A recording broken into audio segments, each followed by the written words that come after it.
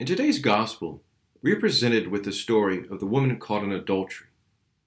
And they, of course, drag her, not the one who she was committing the sin with, before Jesus and present him this case which they think, again, they can catch him in a more, say, catch-22. If it says one thing, then they can get him on how he's not gentle and kind. The other way, not following the law of Moses, and thus truly not from God. And so they try to trick him. Of course, a lot of times we look at this gospel passage and we look at, so what is he writing in the sand? There's so much that's get talked about. But what struck me today, reading this and then also reading a commentary by St. Augustine that was the Magnificat, this is what struck me. And so the words that he says to the Pharisees, "The one among you who is without sin, be the first to throw a stone at her."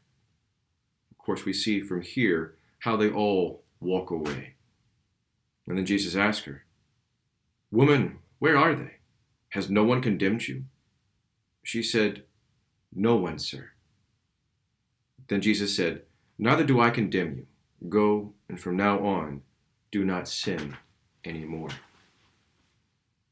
Because ultimately, he is one without sin, and so therefore, by what he said, he could have cast stones at her and condemned her, but he didn't. Here he shows ultimately his mercy. Now, he doesn't say, "Woman, you have not committed any sin." He goes to her and says, "Go from now on, do not sin anymore." Of course, you wonder if there was more dialogue between of what she would have experienced, acknowledging the wrong that she had done. But it first begins with Jesus not condemning her. And I think that's a great thing for looking for our own relationship with the Lord and our own way of looking at the sacrament of reconciliation. A lot of us like to call it confession, but that's only one part of it. Yes, it's confessing the wrong that we've done, but how do we know from our Lord, if we have that contrite heart, we go before him, how he wants to forgive us?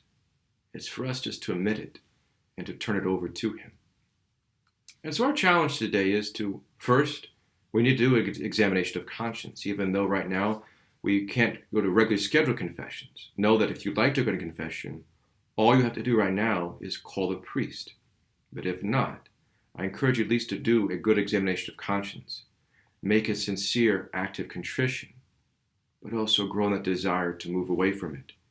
And I noticed that in our very opening prayer today for the Mass, where we acknowledge in the very opening, "We are enriched with every blessing. Grant us so to pass from former ways to newness of life." That's what the Lord challenged the woman caught in adultery today in our gospel. It's also the same challenge to us as we continue our journey through Lent and towards Easter, to find ways in these remaining few weeks to purify ourselves, to recognize the Lord's love and mercy for us. May we accept that grace, knowing he wants us to convert our hearts and minds to be more like him and with him. May God bless your daily journey with him.